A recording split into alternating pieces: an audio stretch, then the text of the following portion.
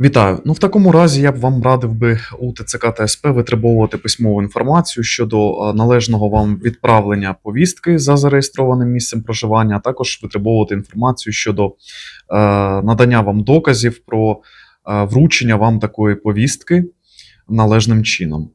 Якщо ТЦК та СП відповідно не надасть доказів відправлення та вручення вам повістки, то необхідно в досудовому порядку вирішувати питання щодо закриття так званого розшуку ТЦК шляхом звернення до них з письмовою заявою з проханням видалити відмітку про порушення правил військового обліку.